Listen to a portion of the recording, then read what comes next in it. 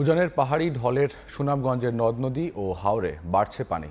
পানি বাড়ার সবশেষ খবর জানতে যুক্ত হচ্ছি সুনামগঞ্জের সদর উপজেলায়। সেখানে আছেন সহকর্মী হিমাদ্রি শেখর ভদ্র। হিমাদ্রি,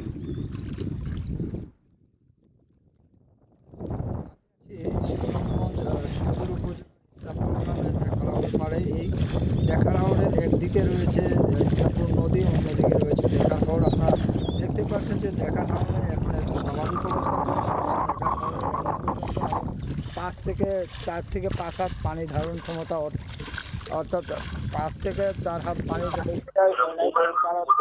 কথা বলেছিলাম, তারা জানিয়েছেন যে এখন পর্যন্ত হাওরের যে পানি, সেই পানি নদী দিয়ে পানি বাড়লেও কিন্তু হাওরের সেভাবে পানি বাড়েনি।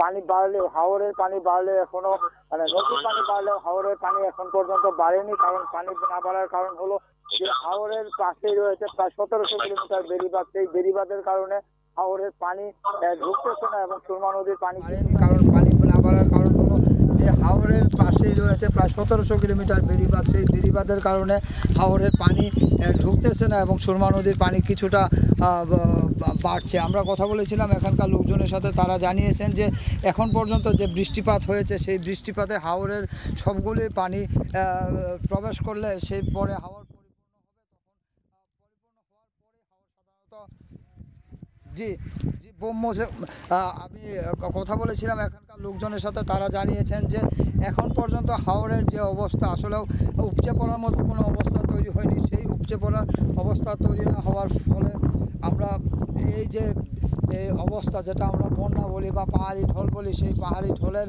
অবস্থা এখন পর্যন্ত বিরাজ করেনি। আমরা এখানকার সীমান্ত নদী রয়েছে, 7টি সীমান্ত নদী দিয়েই প্রচুর পানি আসছে এবং সেই পানি এখন পর্যন্ত হাওরের বেড়িবাঁধের কারণে হাওরে সেভাবে প্রবেশ করতে পারছে না এবং সেই প্রবেশ করার না ফলে কারণ এখানকার যে অবস্থা, সেই পানি হাওরে যেভাবে বাড়ার কথা ছিল সেভাবে বৃদ্ধি পায় নাই। এখন পর্যন্ত তারা এই অবস্থাতেই রয়েছেন। আমরা কথা বলেছিলাম পানি উন্নয়ন বোর্ডের সাথে, গেল 2 দিন যাবৎ বৃষ্টিপাত না হওয়ার কারণে পরিস্থিতি অনেকটা উন্নতি বলা যায়। কারণ নদীর পানি কিছুটা বাড়লেও হাওরের পানি তেমনভাবে বাড়েনি। আপনারা দেখতে পাচ্ছেন যে আমরা দাঁড়িয়ে আছি একটি সাবমার্জিবল রোড এবং একটি বাঁধের উপরে। সেই বাঁধটি এখনও নদী থেকে 5 থেকে 7 ফিট উপরে ভেসে আছে।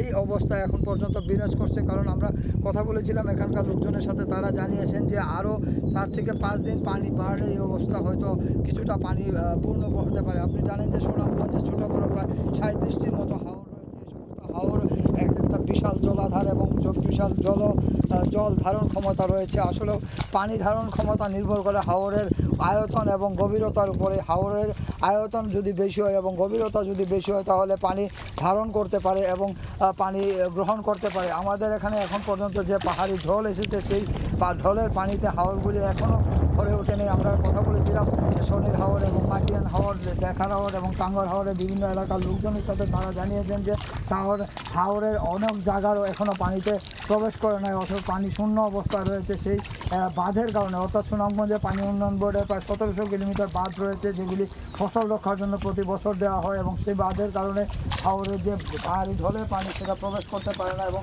সেই প্রবেশ করতে না পারার ফলে হাওরগুলি এখন পর্যন্ত পানিগুলি ওইভাবে উপচে যায় না। আমরা কথা বলেছিলাম এখানকার পানি উন্নয়ন বোর্ডের সাথে, তারা জানিয়েছে যে আজকে এবং আগামীকালকে যদি বৃষ্টি না হয় তাহলে এই পানি সহজেই টেনে নিবে সহজেই টেনে নিবে এই হাওরগুলো। কারণ এখন পর্যন্ত ওভারফ্লোর কোনো ধরনের অবস্থার সৃষ্টি হয়নি। আমরা কথা বলেছিলাম এখানকার জেলা প্রশাসনের সাথে, তারা এই রূপ দেখে তারা জানিয়েছেন যে এই যে কোনো ধরনের দুর্যোগ মোকাবেলার জন্য তারা প্রস্তুত আছেন। তবে এখন পর্যন্ত দুর্যোগপূর্ণ কোনো পরিস্থিতি তৈরি হয়নি। তো এই ছিল সুনামগঞ্জের দেখার হাওরের থেকে পানি বৃদ্ধির সবশেষ খবর। এতক্ষণ যুক্ত ছিলাম সুনামগঞ্জ সদরে।